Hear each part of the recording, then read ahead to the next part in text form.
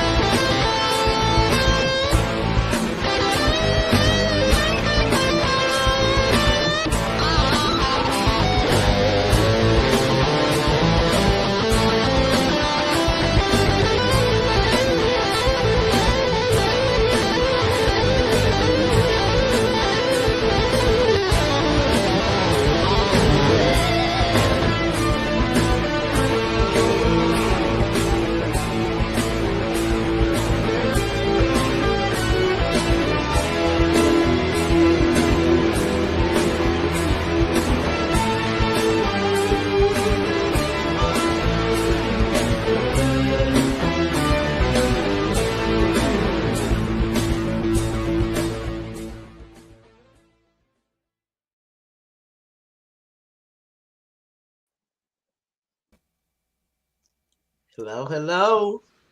Hello, everyone. How we doing? How we doing?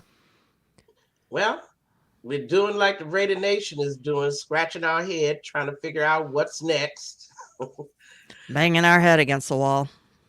Yeah, some of us are jumping ship, and some of us have decided we're not going to come back and watch any more Raider games. But I want to watch. I want to watch it to see what's going on with this team. But we have a guest this week. Yeah, we do. Hello, Hollywood. Like to introduce my DC guru, one of them.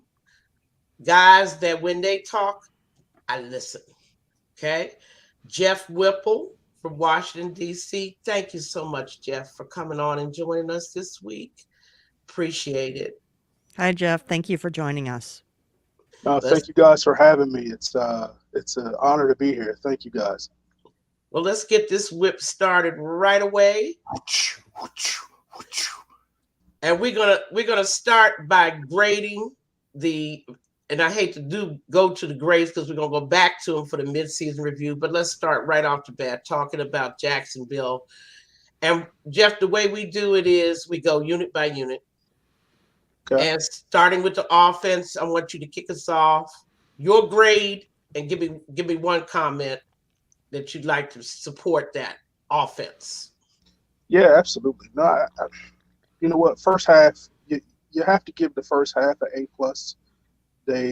What they did was great. The second half, I don't know really what happened. I don't know if it's the lack of or the over adjustments. I don't want to say lack of second half adjustments because it seems like we overcorrected.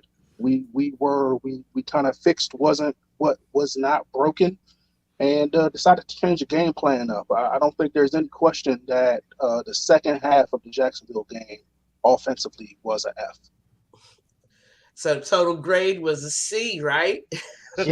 Yeah, a C is generous. Yeah, I think the second half was so bad it might even be a C minus or D plus. Yeah. And That's being nice. Yeah. Captain, your grade on the offense this week and in Jacksonville? Yeah, I'd have to agree with Jeff, but I wouldn't say the entire first half, but overall, it's obviously a tale of two halves. The first half that they were clicking, we were performing. People were catching the ball. The balls were thrown where they could be caught. The running game was there when it was needed to be there.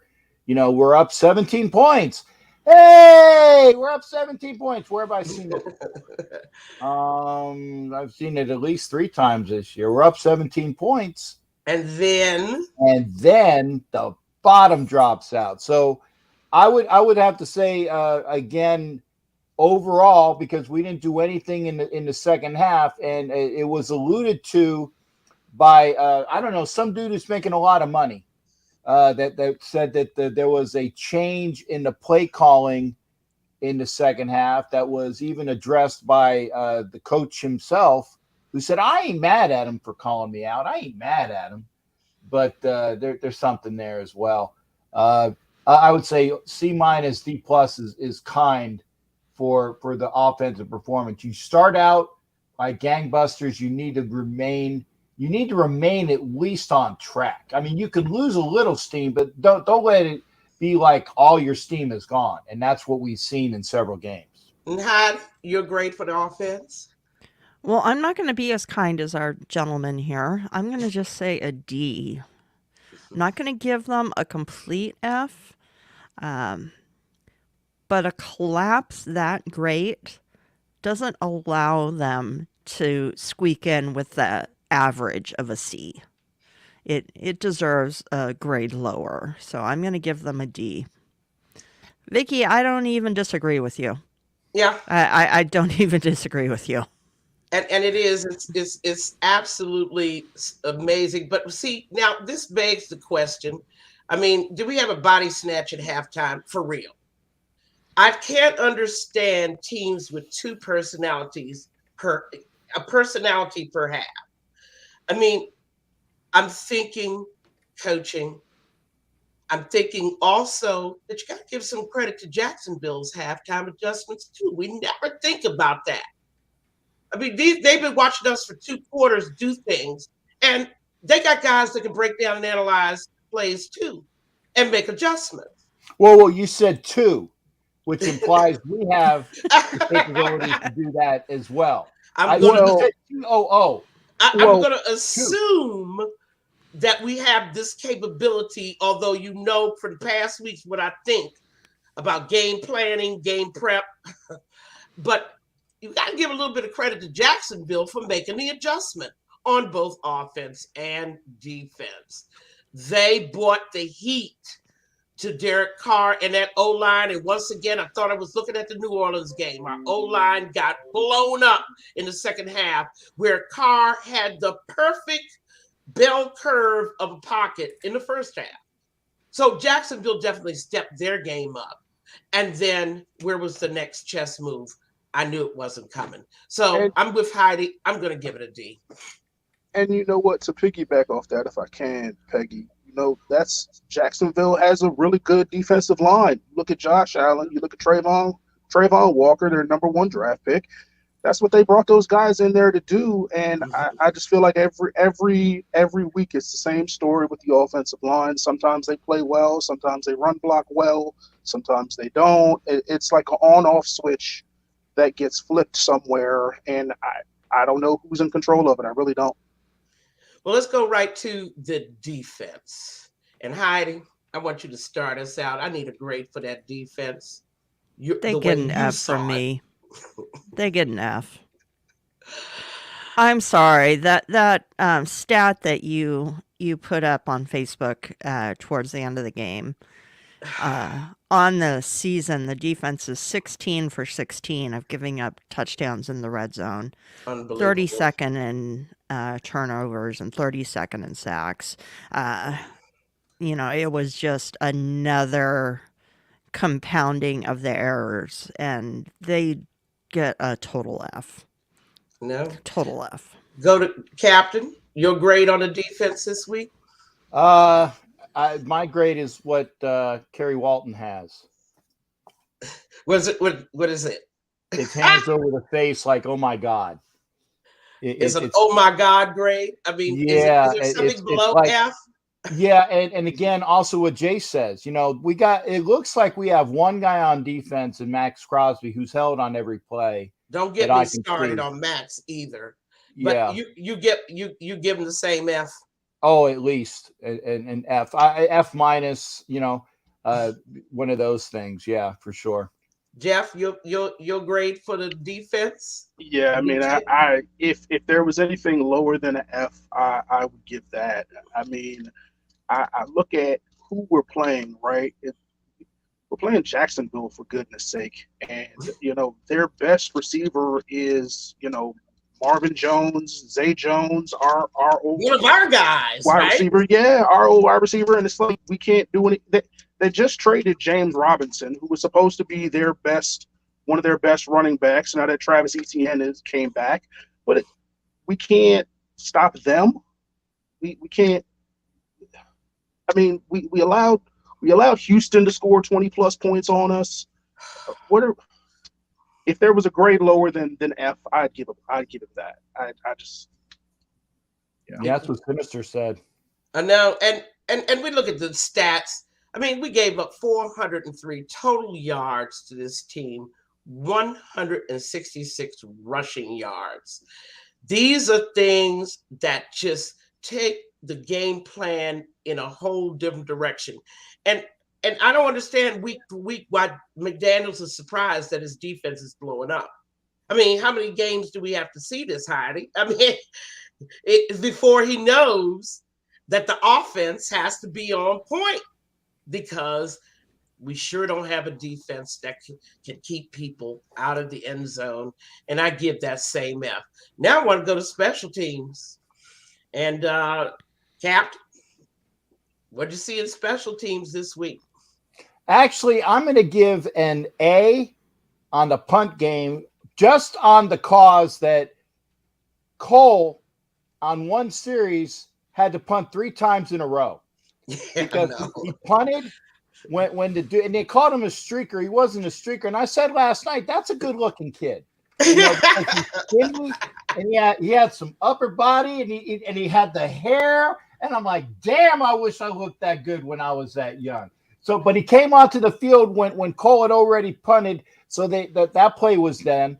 And then Cole had to punt again, and there was a penalty. So on the next play, Cole boomed it I don't know how far it was, but it was a booming kick. I just on the fact that his leg was wore out within like a minute and a half or so, I'm going to give him an A. We didn't screw up. We didn't screw up any field goals. So I'm going to be kind and give the special teams an A, because they were the only team that seemed to perform that game. And Carrie liked that dude as well, because she's given the hey on that comment, about the good looking guy. Mike Sarah with a D. I don't know why. Well, I'll explain why Mike is correct, but let's go to Jeff. Jeff, you're great for the special teams this week. Yeah, I mean, the unfortunate part is that they're the most consistent group that we have on this team. So, I mean, for that, I got to give them a B+, A-. I mean, Carlson did what he can do. AJ Cole had some good punts, but it's special teams, and all you want. I mean, I would like to see more out of the return game. I'm always worried.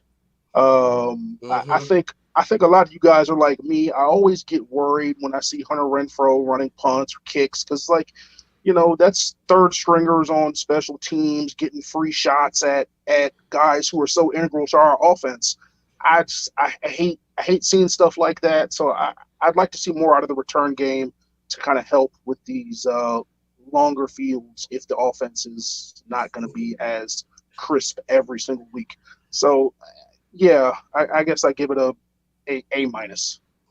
Heidi. I'm going to be kind and give them a B. Cole and Carlson, you know, did a great job as always, as expected. But I am worried about our return game, and I am worried about our return coverage. Mhm. That I saw some very concerning things on the coverage teams, and I did not like what I saw. And Heidi, you had to see Agnew, who ran back 2 kickoff returns last year. You had to see Agnew with that 60-plus yard return and say to yourself, oh my God. I must have been getting something to drink at the time because I Oh missed yeah. that. And I mean, this guy is, anybody who does any research on Jacksonville has to know he's dangerous. Okay. He returned 2 kickoff returns last year. One after, actually, it wasn't a kickoff return. It was actually a punt that, or a field goal, a 60-yard field goal that went, and Agnew was there. Next thing I know, 105 yards later against the Cardinals, he's in the end zone. And I said, okay, the Raiders have to know about him. Right, wrong.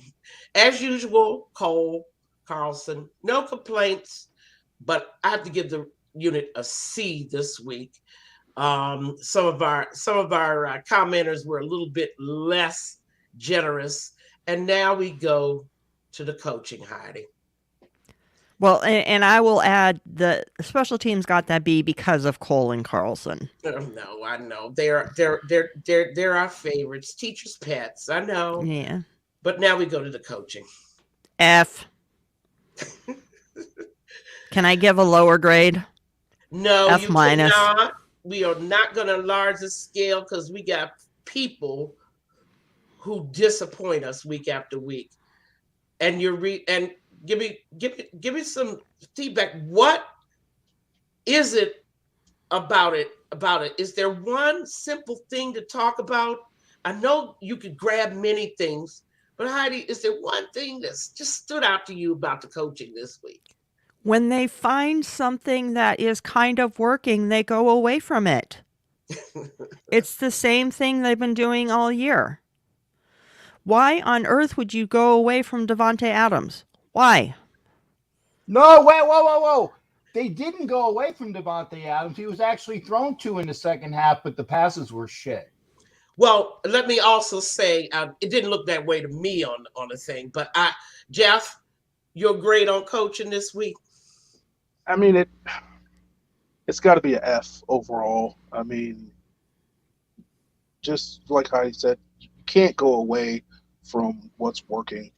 And far too often, this staff, and let's just stick with this year, this staff always goes away from what's working. I understand that this is supposed to be a run-first offense, but you don't go get Davante Adams and have the pass-catching weapons that we have on this team and not tailor your offense to what you have. You just don't, and that's bad coaching.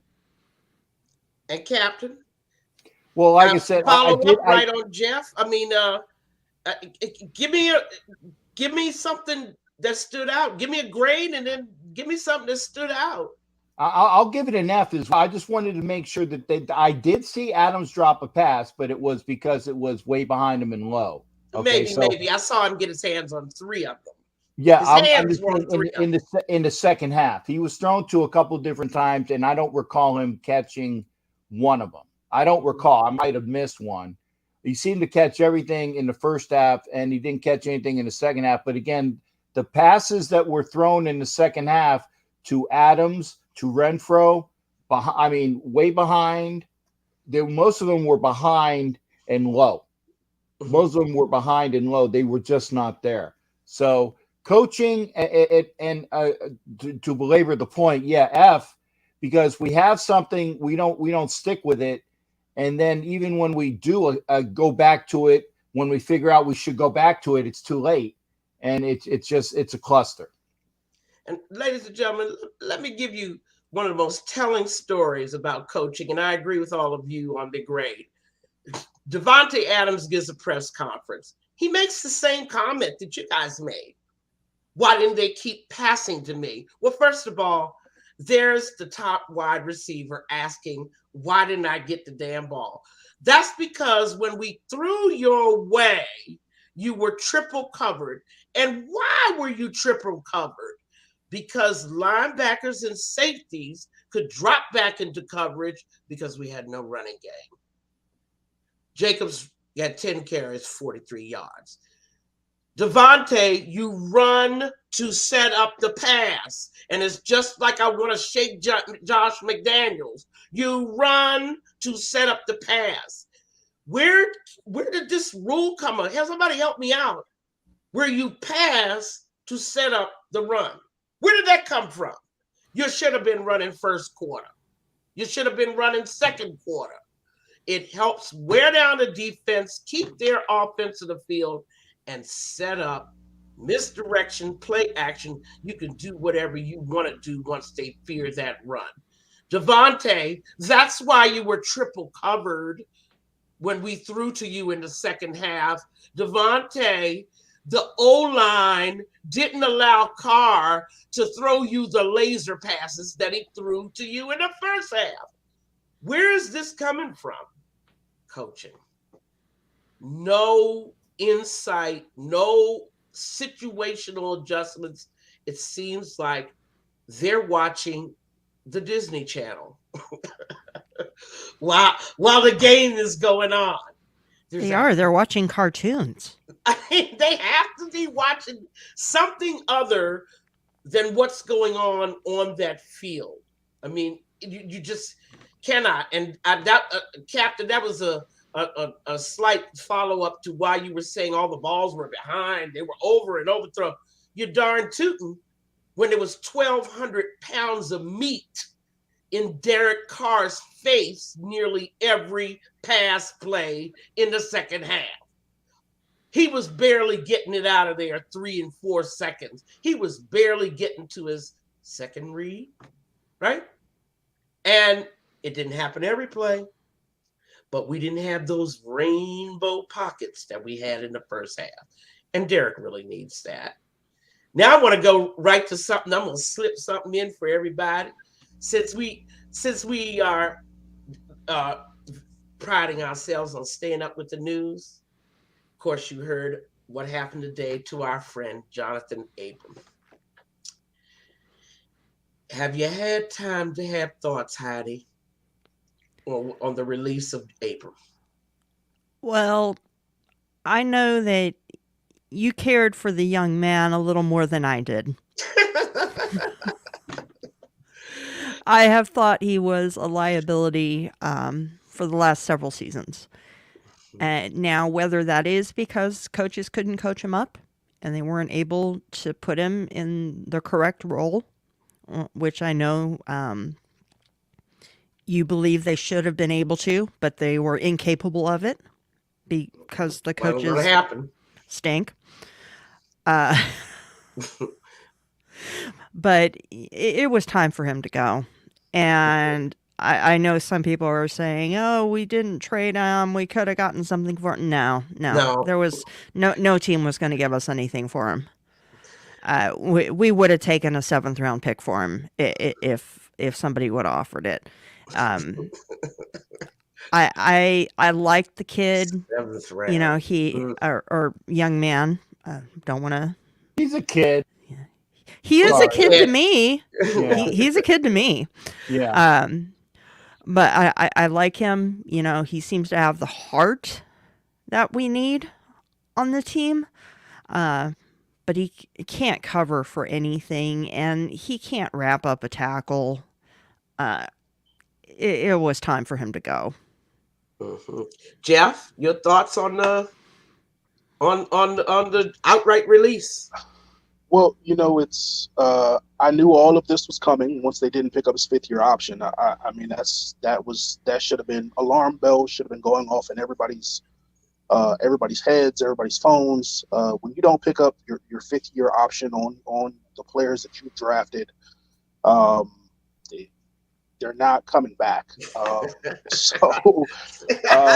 Sinister Rain. Yeah, no, it's not happening. They're not coming back. So I think what you have in Abram is just he's in the mold of Steve Atwater. I mean, he's a 1990s heat-seeking missile, strong safety in a like 2020 NFL, 2022 NFL, where that kind of play is getting flagged out of the NFL. And he wasn't a cover corner when we drafted him, and that's not what Gruden drafted him for. He drafted him to be a tone setter, and you can't set the tone. Well, you can't set a positive tone when you're getting flagged, because the hits that you're making are flaggable offenses. So, yeah, I knew it was coming. It was only a matter of time, and I figured once the trade deadline passed and we didn't get anything for him, I knew it was only a matter of time. Okay, actually, and I'm gonna say, and I was trying to find a comment earlier, and I couldn't find it. It's like and we had him on the roster, and he's a first or second round pick, okay, but we let him go now. The compensation is gone. You don't get a compensatory pick for a player.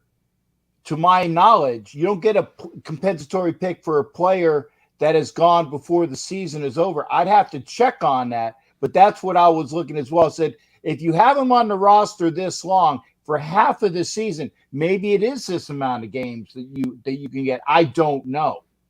But if you knew he wasn't part of the solution and you kept him here for this long, and then you let him go, that's what I have to ask is why?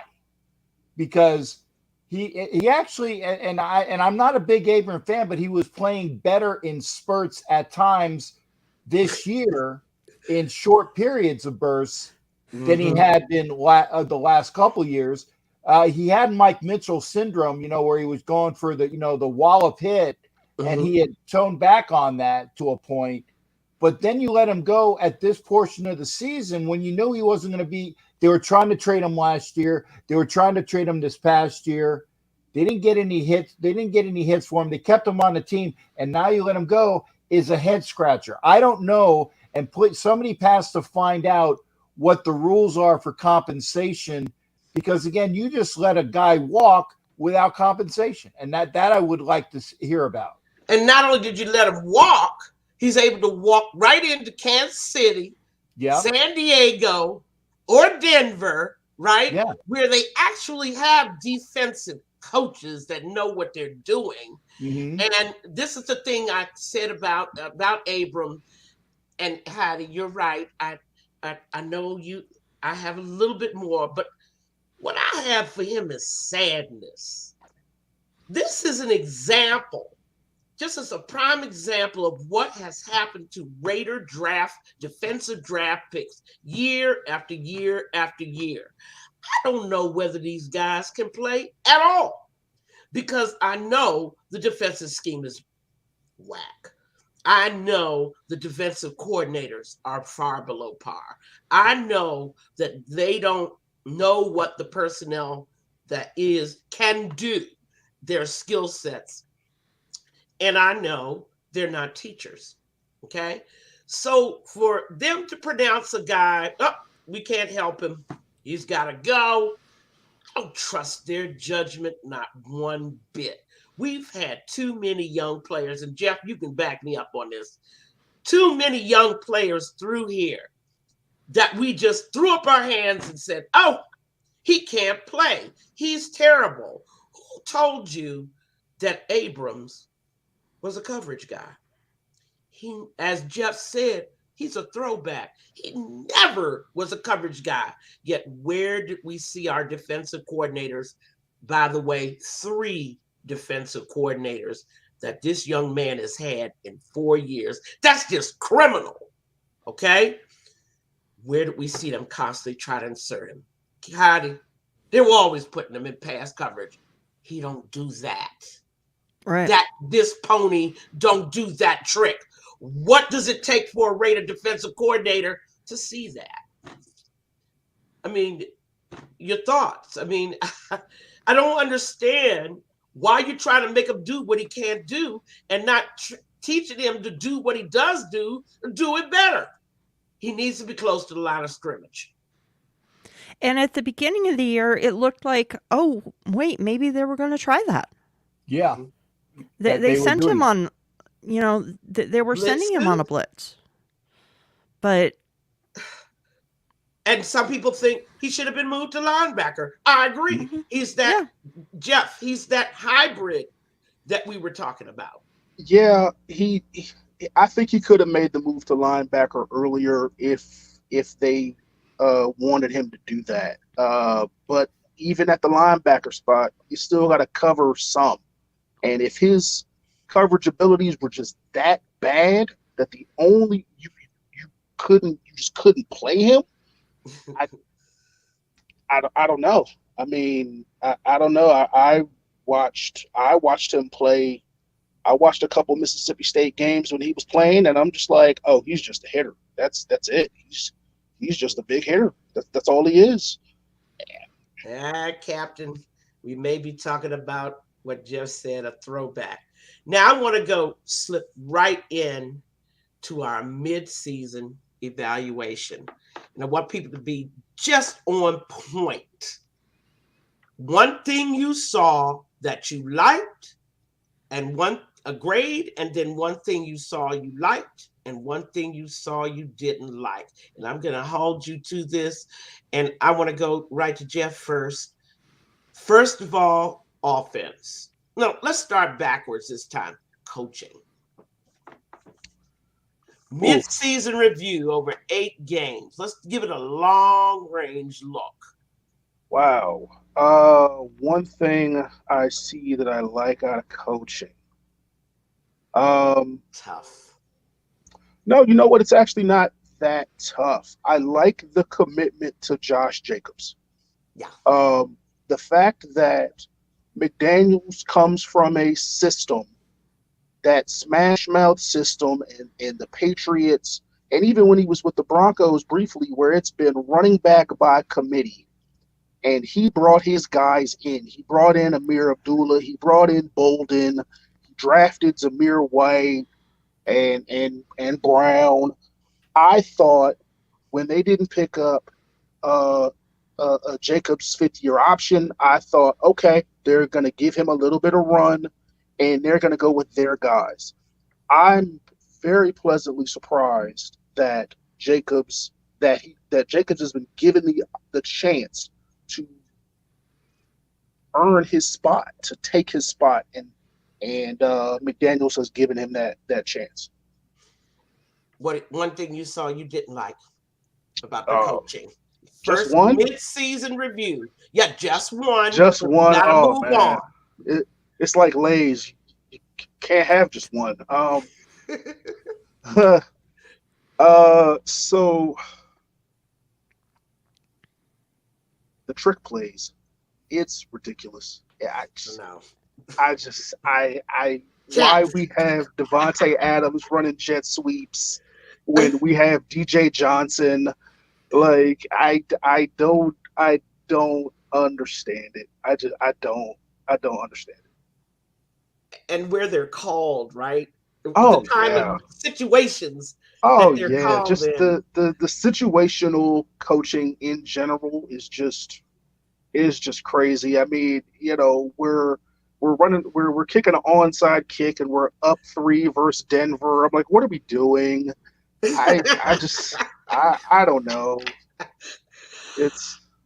I don't know. So a coaching mid-season grade,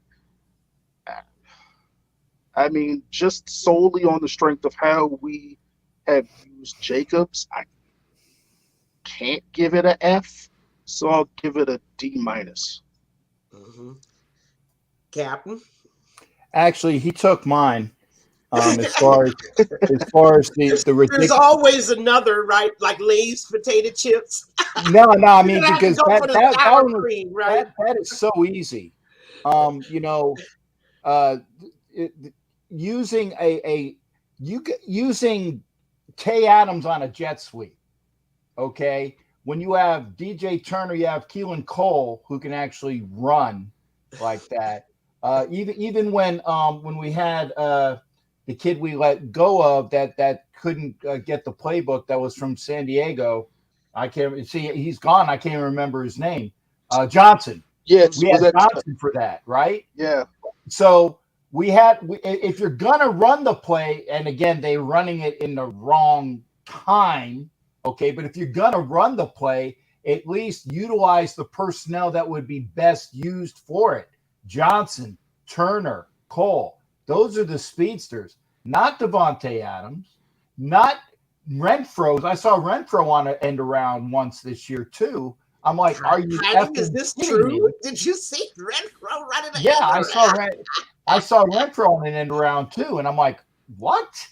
And it was the trick plays that now one of them actually worked. I liked it, the fact that it worked, and I can't. It was a couple games ago. It actually worked. I'm like, yeah, it worked, but I'm like, so what? It All was right, Captain, one you've play. given us what you didn't like. Tell me one thing you did like about the coaching. Mid-season review. Again, give me a grade. And this is going to cause a lot of flack, but people were, and I know you have been pissy about it, and I know that Heidi's been pissy about it, but they've actually the shuttling along the offensive line, which is not normal. They're still trying to find the right combination, and when they finally kind of figured it out, it's been at times it's worked for them. When you have Mumford playing that extra tackle, and then they had the kid that they traded for, and he was a great extra tackle, and then he goes and he dashes his ligament or whatnot. He's gone for the season. He was going to be that extra guy, and 1 week, literally, we trade for him, we use him as the extra tackle, and then he's gone the next week because he's got a ACL or whatever. They're still trying to find themselves, but and I had not seen it before. But then again, it was something that had been done before out east. I'm not going to say that team, but we all know where they came from. It was what part of their repertoire, but they've used it. It hasn't been a detriment, but it's something that they stuck with because it's what they believed in. And if it's what they believed in and they're going to try to make it work, then I'll give them the credit for at least seeing it through. Give me a grade for the coaching. D. Mid-season. And guys out there on our comment panel, we want to see your grades too, mid-season grades on coaching. And now we're going to move right on after we get here from Heidi. What's your grade, Cap? Delta. D. A D. I can't fail them because the people are not when they put into plays, they're not performing. I'm going to give them a D. Cap. Heidi, coaching, mid-season review. I've been sitting here trying to think of something that I liked. I'm coming up with a big negatory. Thank you, Renegade. Raiders till death. Thank you for giving your grades. I will the D. I will give them the D. Simply because they did win 2 games. Mm-hmm.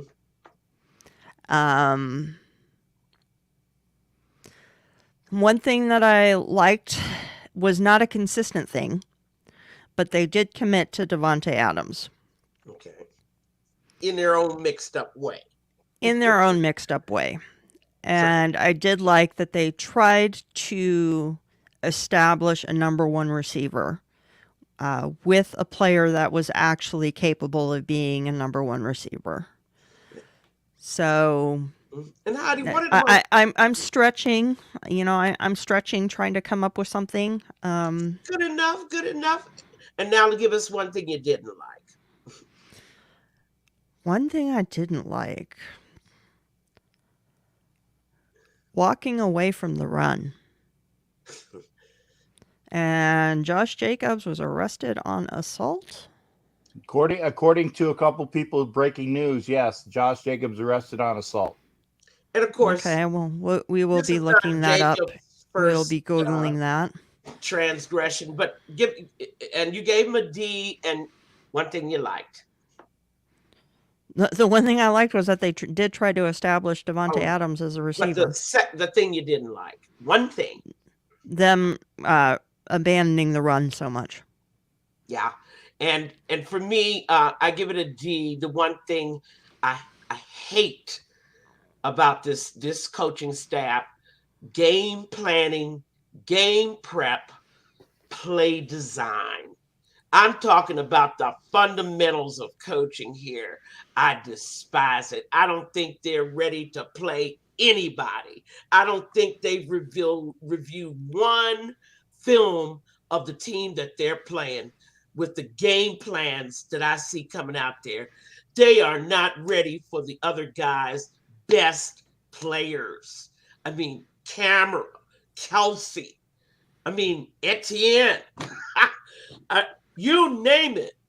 The best player on these guys' teams runs amok when they play us. I guess it's just stunning. And I still go back to that first half of that Tennessee game. Yeah, kudos. They shut him down, Derrick Henry down the second half. But I'm like, why do we have to wait 2 quarters for that? I mean, didn't you know we're playing Derrick Henry this week? Lack of preparation. One thing I do like about them is that they are willing to try different things. Not that most of them work, but there seems to be an openness to trying something different, at least on offense. Of course, I wish they'd run Zamir. Wish I see Zeus a lot more. I keep asking for Zeus every week, and I'm not getting them, but okay. We're going to skip right to defense midseason review, and let's just give one. You don't have to explain anything. One thing you liked, one thing you didn't like. Heidi, defense grade. What have you seen you liked? What have you didn't like? Well, defense grade, I'll give them a D. Because, once again, we did win 2 games. And they did have to keep the opposing team out of the end zone a few times for that to happen. Yes. Things I have liked. For them. Go ahead. A few things that I have liked. I will go with my number 1. I'll take the easy one because I'm first. Max Crosby. Max. Jeff, your midseason grade for the defense. So for the, I don't know, 10th, 12th, 15th year in a row, it's going to be an F. I mean, this. Yeah, it's, I mean, there's so many things to not like. No pass rush. I feel like for whatever reason, this team can only have a maximum of 2 premium pass rushers.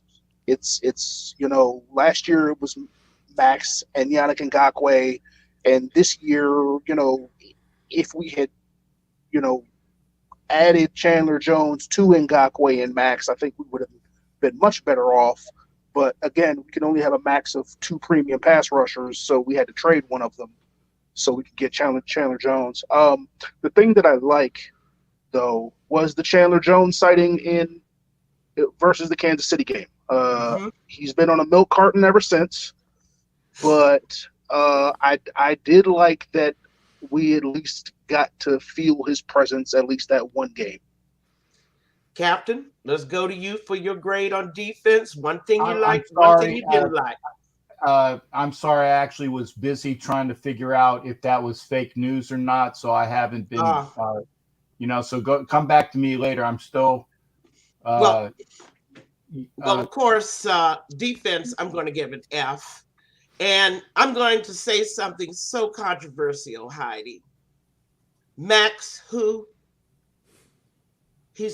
he and the entire Raider D line have been missing in action for so long that y'all are pulling out pictures from last year. First of all, Yannick had 10 sacks, Max 2, but suddenly Yannick is gone, okay? Let's go also to the fact that we all know that without penetration and collapse of the pocket of the two guys in the middle, you don't get sacks. Third of all, we still rank for the fifth or sixth time, and I don't know how many years, 32nd in sacks. We got 9 sacks the entire year. 9. We have gone games with 0. That is unacceptable for a defense. What did I like about the defense? I kind of like Denzel Perryman's play. I kind of like seeing him work. And if there were like 3 of him, I think the Raiders defense would be playing a little bit better, but the big guys up front are always going to get in the way. But I like the way Denzel recognizes. More than anybody on the field, he recognizes a play. He's there. He's in the gap. He's meeting it. He has a minimum of 2 to 3 TFLs, tackles for losses, a game. Yeah. And I think that we lack that kind of player, but I sure like to watch him play. Captain, are we ready for you? Yeah, and again, getting back to the point, and I'm going to actually kind of piggyback off of what you said, Peggy, as far as the defense. Perryman is playing again. He was a Pro Bowler last year, and he's the only guy that seems to be able to tackle this year. Although I do like the addition of Martinez back there, because you said if we had 3 of them, it would be great. So we did pick up another player of Perryman's ilk, even when Perryman was injured. And if you have bookends like that with guys that actually can run and tackle, that's a good thing. The problem is that the part that you liked about the defense? Yeah, that they are trying to find linebackers who can actually tackle. The problem is that we still need linebackers that can actually cover. That's the yin and the yang. You get the one, but you still don't have the other. We haven't had that for. I can't. I honestly I can't remember the last time we had a linebacker that can cover. And I'm going back. I'm trying to go back years and years, and none of them come to mind. Well, we let a linebacker go by the name of Nicholas Morrow, who was pretty decent in coverage. He wasn't great, but he's a lot better than what we had. Mm-hmm. And they did. And Captain, your grade on defense? Defense is. I got to give it an F. Ugh. Are we serious? All 4 of us? I gave them a D because we did get 2. D.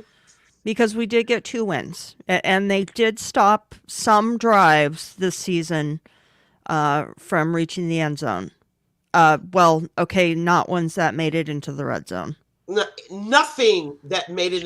The Raiders are ranked 32nd in red zone points allowed. Oh, by the way, for the 3rd year in a row. Okay.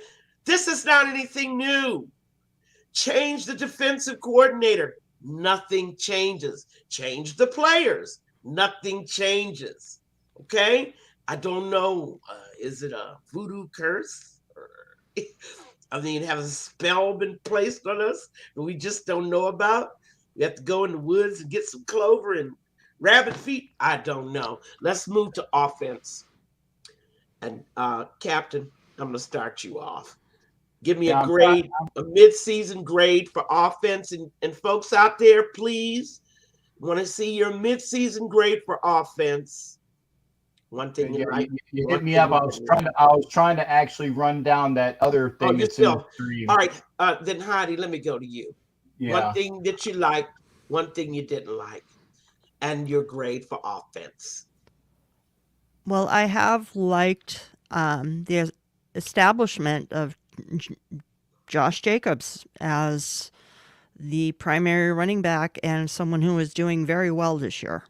Mhm. He is having a career year so far. And I have definitely liked that.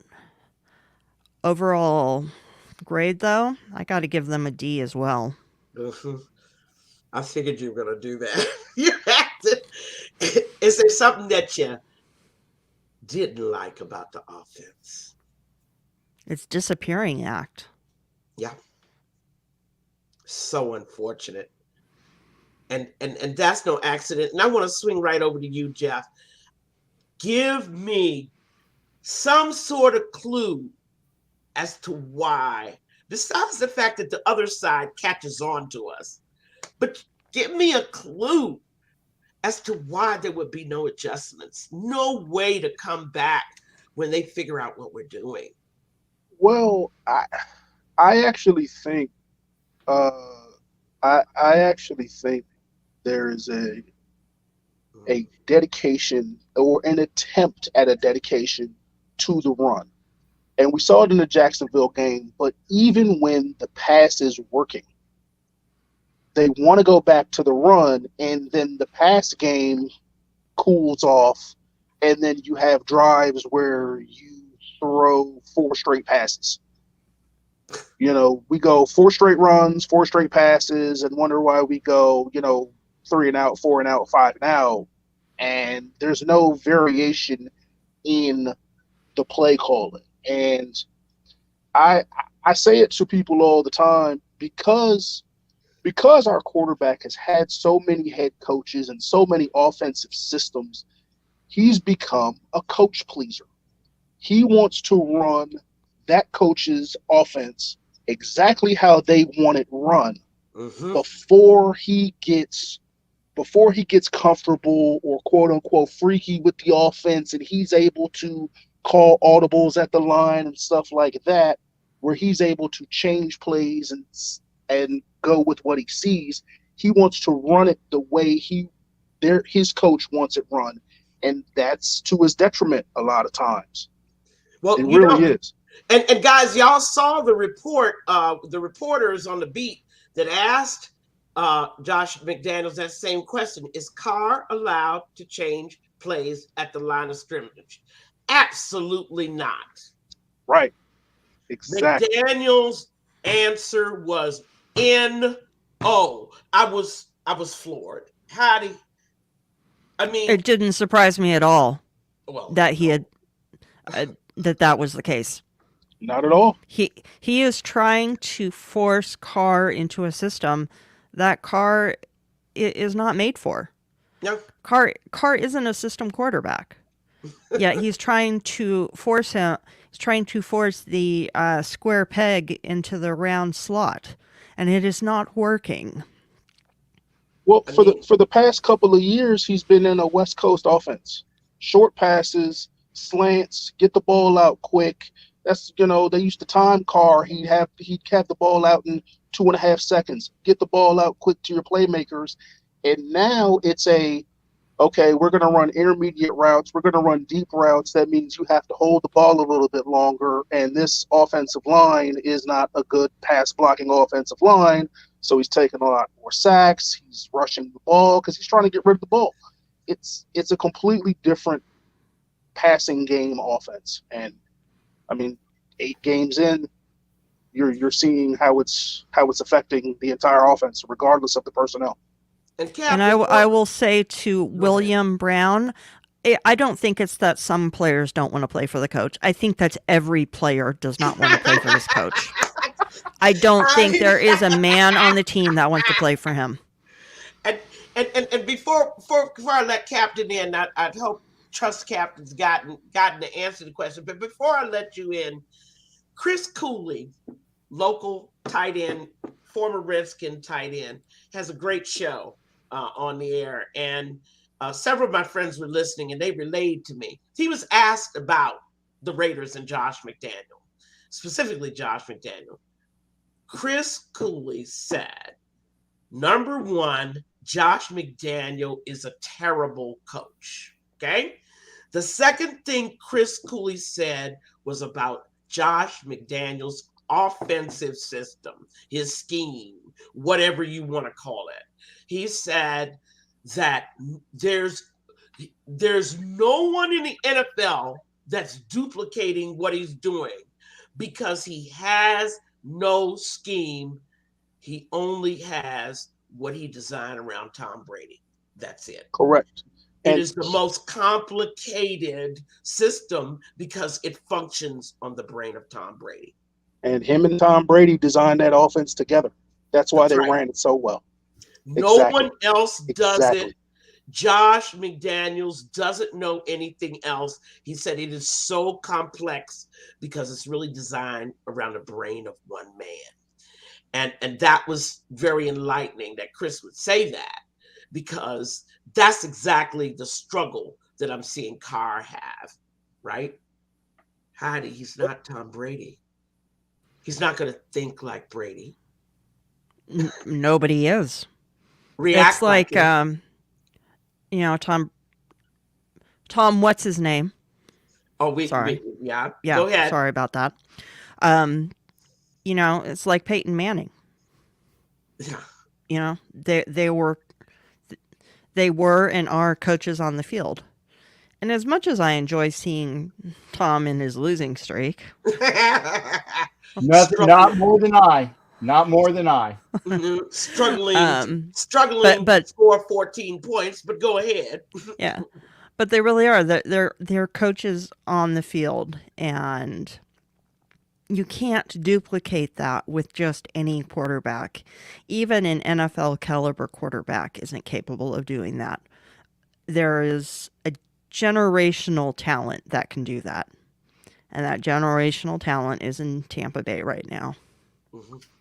Well, Captain, and I wanted to come right to you because we're working on that offense. One good thing, one bad thing, and a grade.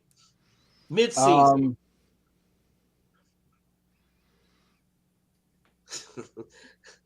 You still try to chase down.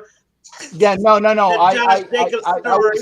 I was trying to chase down because I saw that about Jacobs being arrested on assault. Can't see anything about that. I was trying to chase down stuff about Max Crosby and genitalia pics. Didn't see anything about that. I did remember that he used to go out with Rochelle Ryan, who's a pretty hot porn star, but I digress because she is pretty hot. Have we ascertained whether the story is correct? Well, according to some, and again, Jason is saying that TMZ has it, but I can't find anything on Josh Jacobs being arrested. So again, I'm not calling it fake news. I'm just calling it. We'll have to see. Okay. But Max, I can't find anything on Max and genitalia pics. So that might be great news. Yeah. Matthew says, I think it's fake news. Rochelle Ryan was not fake news. He was doing her before he got married, but that goes without saying. He had a little fling with a few different different ladies for a short period of time. He enjoyed himself. He did, and you know what? God love him. God love him. Yeah. Anyway, yeah. But as far what are we grading now? The offense. Offense, and one thing you liked, one thing you didn't like. I like the fact that they were using Foster Moreau when Waller wasn't there, and I like the fact that Hollins was being utilized when the play calling was there for him. That they're utilizing players that will fit in a niche when needed. You know, Foster Moreau doesn't get a lot of credit, but he's a damn good ball catching, blocking tight end. He is that guy that can do both. And when he was out, that hurt us more than when Waller was out. And I think that. Agree. And again, Hollins, when he had made some really good catches for us, that were well needed. But it's the ones that he drops too that are just infuriating as well. So it's kind of the yin and the yang. Something that you didn't like about the offense? I don't like the fact that we've hitched our wagons to some dude that is supposedly an offensive guru, but everybody needs exposed. Everybody needs it's kind of like the offensive equivalent of Paulie G. Okay. Mm-hmm. You need 3 computers, an abacus, and a TI calculator at the time to figure out his offense, and you don't have time to do that. And I was saying, and at the beginning of the season, I was saying, well, this will be good for Carr because it's an offshoot of the Earhart Perkins offense what he was running in 2016. It's an offshoot of that. Well, apparently the Earhart Perkins offense that was run by Musgrave in 2016 might be the Martian calculus Chinese course of the Earhart Perkins offense because nobody's getting it. Nobody. And it's running down where if nobody is getting it, it's not worth the time. And I was willing to give him the benefit of the doubt because again, he did have some quarterback who shall remain nameless that was running it flawlessly. But as you stated, unless we get the second coming of he who shall not be named in the body of a new quarterback, and I say a new quarterback, which Josh is shooting for. Go ahead. He wants Carr gone. I think is ultimately what they're looking for.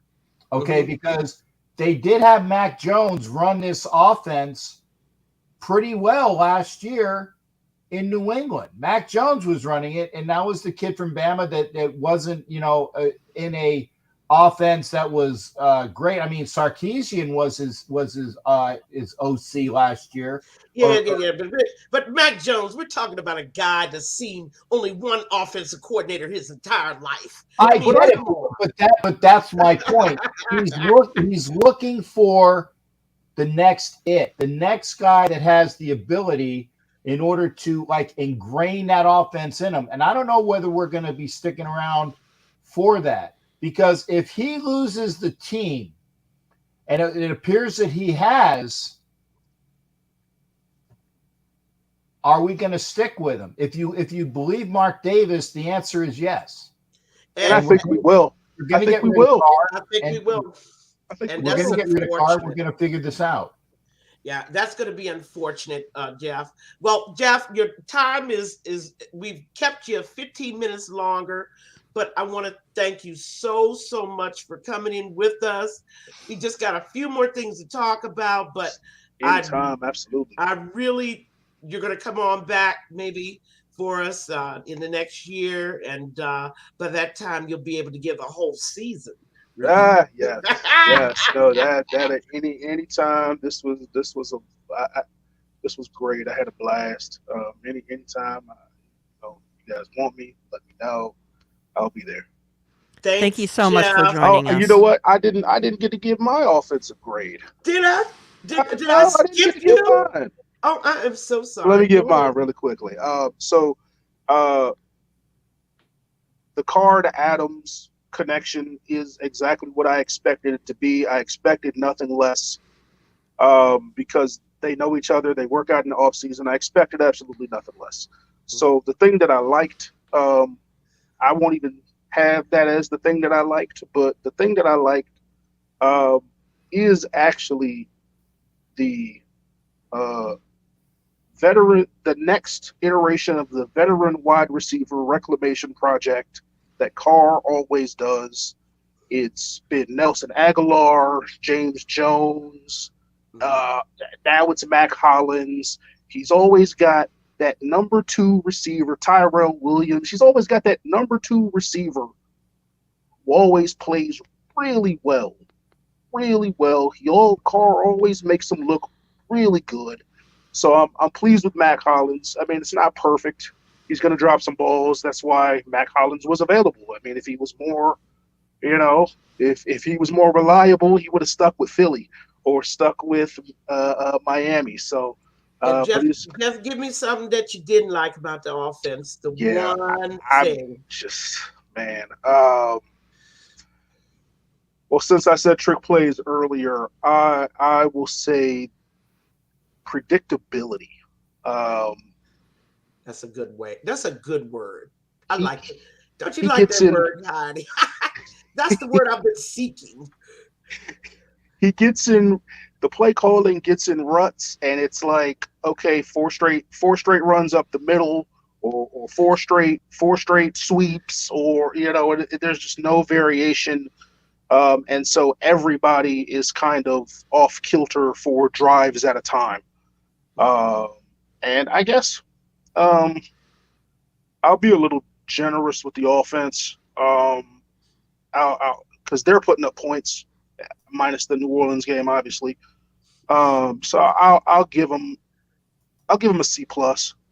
There's definitely room for improvement, but She said, "Look at Kevin. Hated it. yeah, Hated it. Hated it."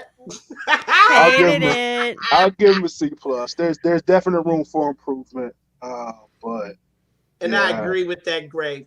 Okay, Jeff, I don't want to hold you any longer. And we're going to move on for our last half hour. But again, I say and you and I are going to be talking again. Oh, you know it. Absolutely.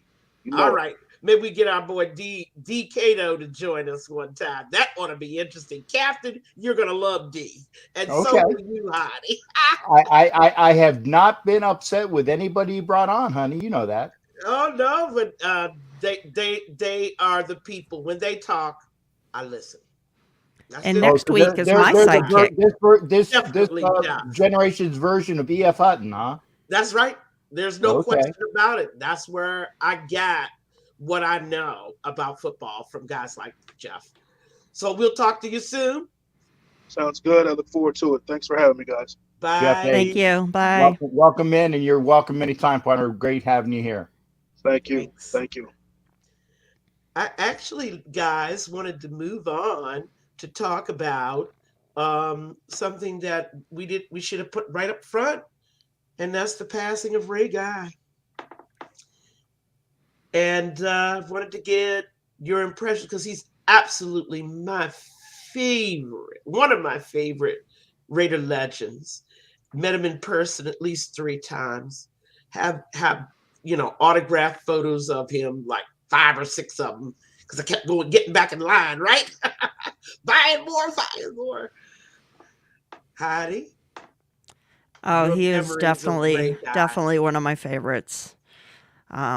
I'll give everyone a sneak peek for tomorrow's episode of the Only Nation podcast. He is my hero for the week. He is my Raider legend hero for the week. And had a nice article that I read about him. But he is a good guy and such an incredible overall athlete. I think that's one thing that a lot of people kind of forgot or never knew about him because, hey, he's just a punter, right? Mm-mm. No, he was a lot more than a punter. He was a lot more than just a football player. You know, he was a great baseball player. He was a great basketball player as well.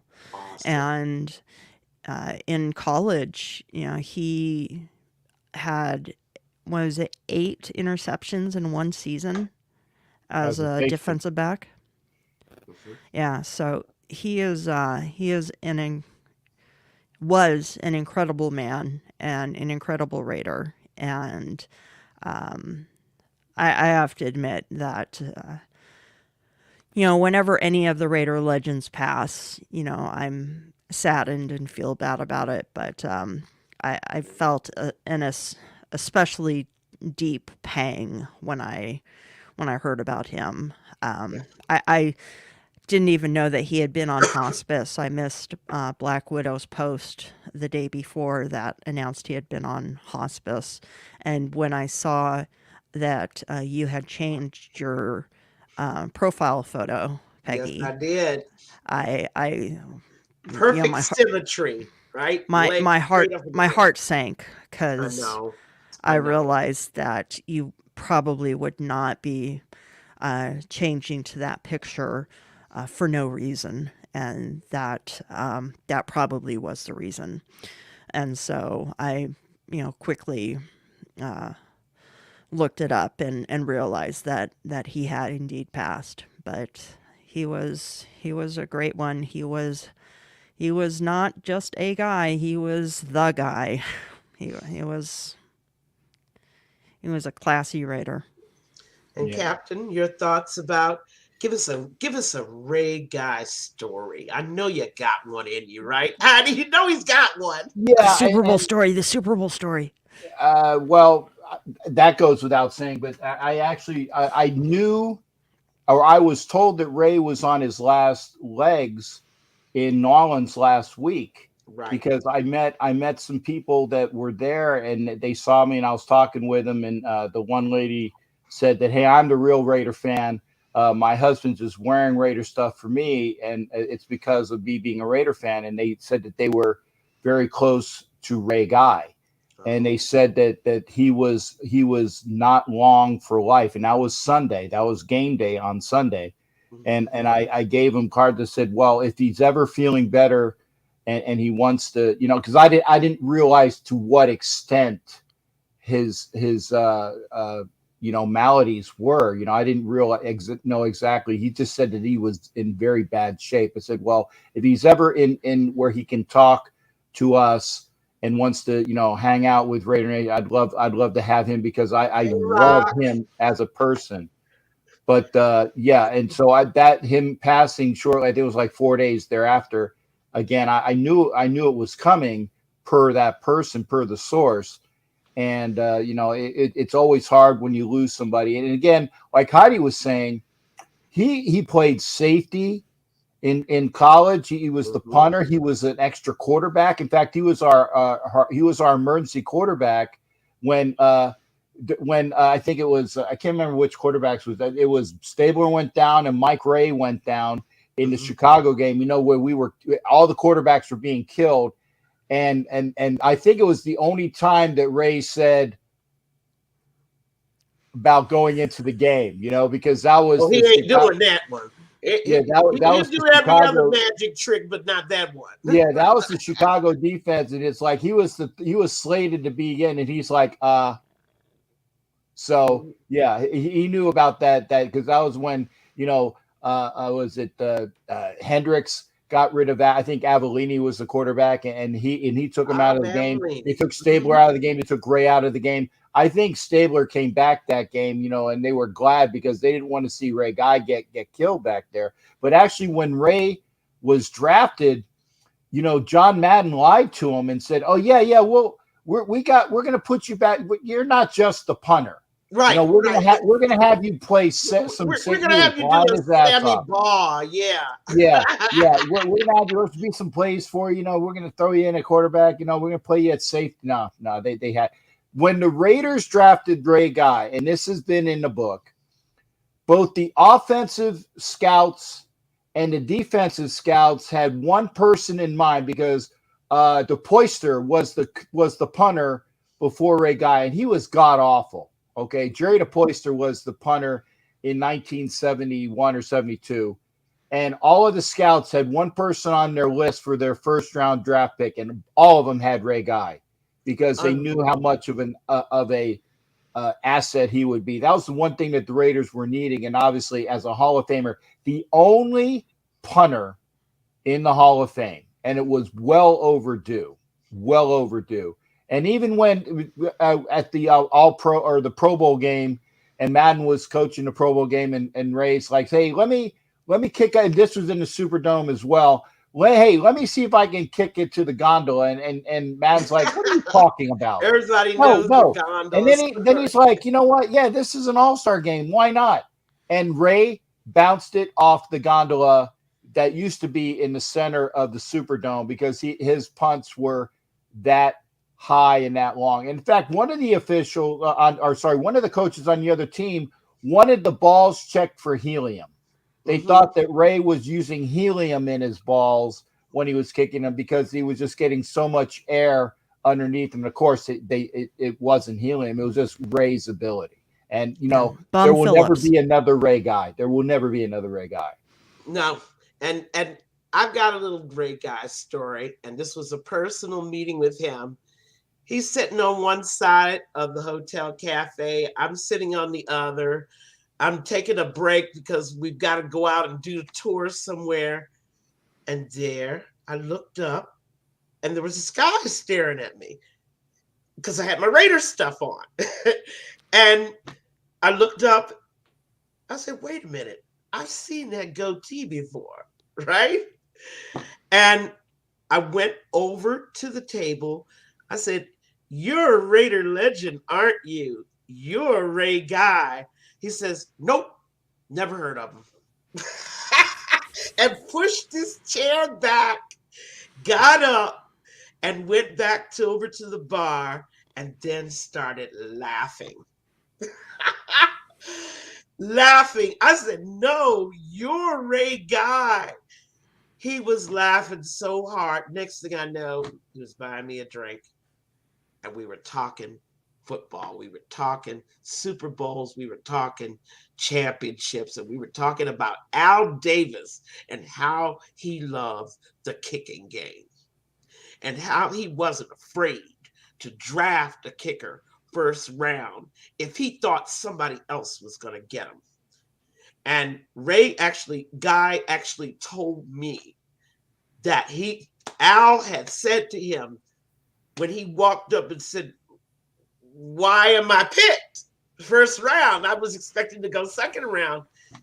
Al said to him, because I didn't want the other bastards to have him. I didn't want anybody else to get him. And I figured first round was where you belong. And he told me many other stories. This happened about 10 years ago in Charlotte, North Carolina, at the Charlotte Marriott when we were playing the Panthers. I'll never forget it as long as I live. But it was sad to see him go. Now we've got something to close it out for the last 12 minutes. I've got something that we do on our Gridiron page, and it's called MVP.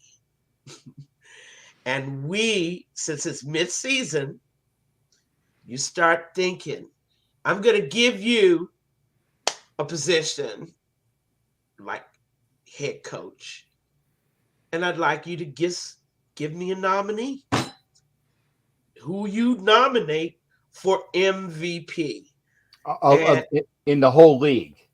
Right, in the whole league. Now we're going to go to the whole league.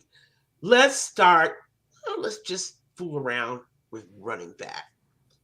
MVP for running back. You got to pick something that I'm not even paying attention to. Oh my gosh. I'm not paying attention to the rest of the league. I'm paying attention to my team. Oh, I'm so sorry. Well, we'll see if I ask MVP running back. Well, I mean, other than Jacobs, I haven't, and I mean this. I am not trying to cop out of it. I haven't watched any football this year other than what's been in front of me. You guys, and that's okay, because you gotta go with him. You know, and wait a minute. So now my brain is twisting now. My brain is one thing that the Raiders have to do to turn their season around. Just offense or defense. I'm going to stick with defense so you guys can go off the reservation to offense. One thing that the Raiders have to do. Commit to the running game. Absolutely. And actually stick with it. And out there, your comments, the one thing that the Raiders have to do to turn their season around. And I would, fire McDaniels. Not necessarily, but Peggy, the fact that you said, and I missed that, where McDaniel said, "Can Carr change plays?" and he said, "Absolutely." Oh no, I'll not. send you the article. Absolutely. I believe you. And if that's true, then I would say what needs to be done is that for Derek Carr to say, "This is the play," because your stuff isn't open. I'm calling what I see that will work. Okay. and he's either going to be the greatest person, or he's going to be it's boom or bust. If he's calling it, it better be there. It better be there. But I want to see him call the plays. If what he is being given, and that's probably what he was alluding to in the, there's a lot of things going on, but I can't talk about it here. Exactly. If that's what he's alluding to, then yeah. If the play he sees, because he sees it right there, and McDaniel's calling it, like 30 seconds prior, but Carr is seeing what he sees. If it ain't going to work, check out of it, and have the balls to do it. But he's not allowed. And this is the most important thing we have to understand about the type of guy McDaniels is. And Heidi, you said fire McDaniels, and I want to just piggyback off us. What he thinks happens if we do. Your wish can't get any worse. Who would be the interim? That would be in my next question, right? Rob Ryan. Is he on the team? Are we going to do that? Yeah. I saw Rob Ryan's there. Rob Ryan was like 10 feet in front of me in Jacksonville. The only person whose hair is nicer than mine. Son of Buddy. Brother of Rex. Yeah. Yeah. A head coach. Yeah. Okay. Can't do worse. You think you think he could do worse than Josh McDaniels? Well, I'm all for Rob stepping in for Graham. I went back and looked at Graham's resume, and I'm looking at basically the New England fraternity, right? All these boys looking out for each other, right? Lombardi. I'm looking at all of those, and this is normal for a head coach, right? To bring in guys he trusts. Mm-hmm. But in this case, it gives them tunnel vision. They can't see, in my opinion, anything else but some sort of vision. I don't know what at this moment Graham is looking at. Do you fire Graham? Yeah. Who do you replace him with? You've already got Rob as head coach. Rob Ryan. So Rob Ryan is the interim DC and head coach. Oh my God. Oh my God! I don't know who we got on offense other than, because Nick Lombardi needs to go too. I don't know. I do not know who the other coaches are, but I'm sure that Rob can probably find somebody if they're not already on staff saying, "You're my OC," okay? And he can find somebody. There's somebody that's unemployed right now that can be better than what we got. If you're gonna shit can the whole offense and defense, you're gonna fire Graham, you're gonna fire McDaniel, let Rob Ryan be the head coach in DC and have him find an OC. It can't be any worse than what we got. And that segues me right into what is happening with our next opponent, the Colts. What in the world? Let me roll the videotape. And I'm sure our audience can help us out there, because this is like a mystery, right? Mystery date, or what do they call it? Clue. We roll the videotape back a week or 2 weeks. We see this announcement. Matt Ryan will be sat down for the rest of the season. Sam Ehlinger, whatever, Ehlinger will now be the quarterback. Who made that decision? Was it Reich, or was it the pill popper, Irsay? I was going to say, I thought it would be the owner to sit a quarterback down. You guys, clue in that in that organization, I would say yes. All right, let's roll the videotape forward 1 week. We look down on Monday, the announcement. Marcus Brady, the offensive coordinator, has been fired. Who made that decision?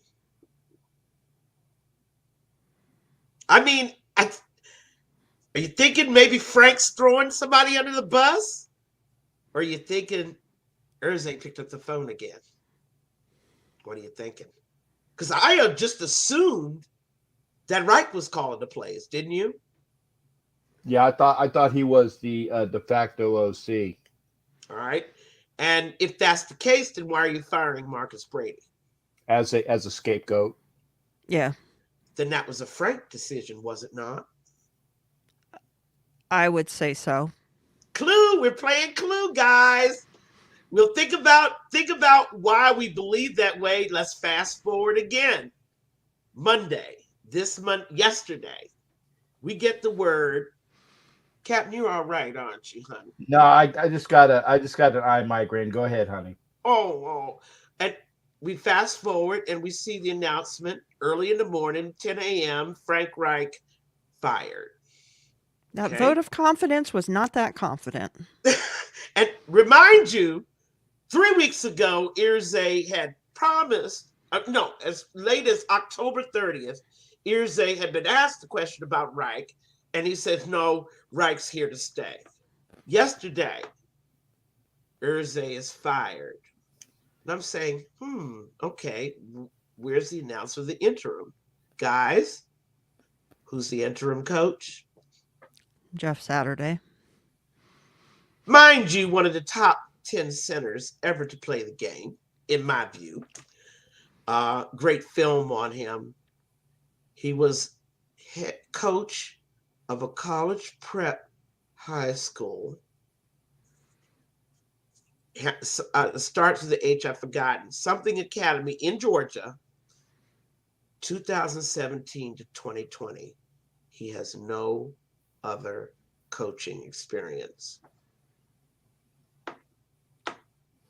Yeah, and it's here's the thing on that, and they're either setting the team up for trying to go for that top spot as well. Willie Wayne, you're a bad boy.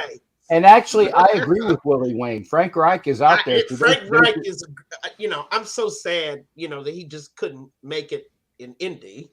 Yeah. But it's like there's the answer to the question. You have Rob Ryan be the DC and overall head coach. You grab Frank Reich as your OC. You can't do worse. You can't do worse. And then you let him and Carr call. I mean, he can work with Carr until the end of the season when you do find a quarterback of the future. Well, you're looking for the coach of the future because remember you sent McDaniels bye, so you sent him off, Yeah. And so that's why I'm asking that question. Now, last clue question: what are our chances for winning Sunday? 50-50. Yeah, 50-50. That's what I was going to say. Tough. You guys are a tough crowd. Y'all do. Heidi, why in the world would you think it'd be 50-50 against a team with a guy who's never been coached? Who, oh, by the way, has not found a new offensive coordinator yet, as we speak. Because that guy who was a high school football coach is coaching against Josh McDaniels. That gives him a 50-50 chance. Oh, man, this crowd, they're not laughing at any of my jokes. Captain, why in the world would you say 50-50? Because somebody has to win unless we both tie. Which is why numerically that is the correct answer. You have a 50% chance of winning because somebody should win. And it might be us, it might not be us, unless there's a tie and then nobody wins, but it's kind of like a 50-50 chance. So, and Matthew is such a cruel guy. We go up 20-0 at halftime, and then the Colts score 27 unanswered. It would not be unheard of. And it's if that happens, I'm kind of glad that this is the game that I don't see it live. Yeah. I mean, and Richie Riche says that it's 60-40. No, yeah, but which one's 60? I don't know. 60-40. He's giving it a better. But now, mind you, the Colts O-line is one of the reasons why Matt Ryan is sitting on the bench and why Wench got run out of town. Okay, that O-line has clearly taken a step back, and I think the Colts fans tell me key injuries, right? And I don't know, but I'm not feeling no pain for them. I'm feeling pain at y'all's 50-50 chances against a guy who coached in high school, no offensive coordinator as of Tuesday. And you guys are telling me we only have a 50-50 chance. I'm going to also say this. I don't know what the status is of Jonathan Taylor, because we haven't been able to stop the run all year with Kamara, with Etienne. If Jonathan Taylor plays, the Raiders lose. But we have to note that he's having an awful time. He came back. He first injured that ankle in game 4. Okay? He tried to come back for the Commanders game. And that he was out 3 games. He tried to come back for the Commanders game. He re-injured that ankle. Now I'm seeing stuff like, oh, the Colts aren't going to have to put Taylor on IR. Reminds me of McFadden. Remember the week-to-week contest as to, is he going to play? Is he not? And wasn't that 2012 that happened? Is he going to play? It's been a while. Yeah. And I'm just saying to you, the Colts are not being upfront about Taylor's injury. It's obvious. But then again, the Raiders are not being upfront about Waller's injury now, are they? No, they aren't. No. Matter of fact, it's gone dead silent. Have you heard a word about his return? Have you heard that he's back in practice? No. Last I heard was the typical crickets chirping, "We're hoping he's back for the Colts game." Yeah. And the other thing about, and I think Gabe, Giant Gabe was asking me, he said, well, the Packers tried to trade a 2nd-round pick for Waller, and the Raiders said no. The reason why is because he wouldn't have passed the physical. That's why the Raiders said no. That's why the Raiders said no, because then it would be out there what his injury was. If anybody out there can help us, and we're coming to the end of our time, but if anybody out there can help and tell us, do we know what Waller's injury is? I mean, first I heard an ankle, then I heard a hamstring. Was that the latest? Yeah. Last I heard was hamstring. Yeah. Yeah. I mean, and according to the source that I have, and I won't say who it is, according to the source that I had, it is torn. It's not strained. Oh, God. It's torn. And that's why he hasn't come back. Mm-hmm. Well, on that note, I think it's time for me to say goodbye, but certainly I am glad to see our crew in there chipping in and giving us new ideas. Thanks again to Jeff, my guru, DC guru Jeff, for coming on and helping us out this week. And as always, I enjoyed being on with you, at Heidi, you, and Captain. Always a pleasure. Always a pleasure. We're going to have fun. We're going to do this in 2 more weeks. And I believe we're going to have another guest, aren't we? We are. We're going to have my sidekick with us. And now that's right. And do we need any plugs? Let's do it. Other than that, thank you, everybody. We are out of here. There you go. Check out tomorrow's episode of the Only Nation podcast. Yes, please do, with T3 and Kevlar Prom dress. See you soon, guys. And I'll give my plugs after you ladies are gone. Thanks again, ladies, for being here. This is the Captain Jack presents Silver and Black Ladies Night. Those are the ladies, and I'm the old silver and black guy, I guess, you know. Good night, everyone. Thanks for coming. They're the beauties of my beast, for sure. Thank you, Captain. Good night. Good night.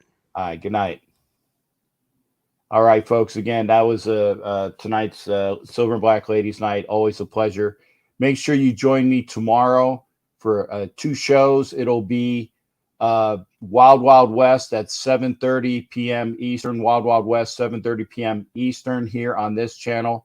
Then at 9, you have NFL Nation Live also here on this channel. You can actually watch us there on NFL Nation Live on the YouTube channel with Ref Guru. and Violator and myself. It'll be on his channel. It'll also be on this channel. Thursday will be You Don't Know Jack About Sports. Again, 9 o'clock Eastern. And then I'm not going anywhere this weekend, so I'm going to actually get some rest. But again, thank you for being here. Thank you for being here again. Make sure you are... Yeah, okay, I see it, Richie. I'll see if I can get over there. Wild Wild West tomorrow at 7:30 p.m. Eastern Time. Wild Wild West, 7:30 p.m. Eastern Time. And be there for that. NFL Nation Live at 9 o'clock Eastern. And then Thursday, 9 o'clock, You Don't Know Jack About Sports. All on this channel. Y'all take care. We'll see you next time. And thank you for joining us. It's always a pleasure here on this channel. And the ladies of Silver and Black Ladies Night. Take care, everybody.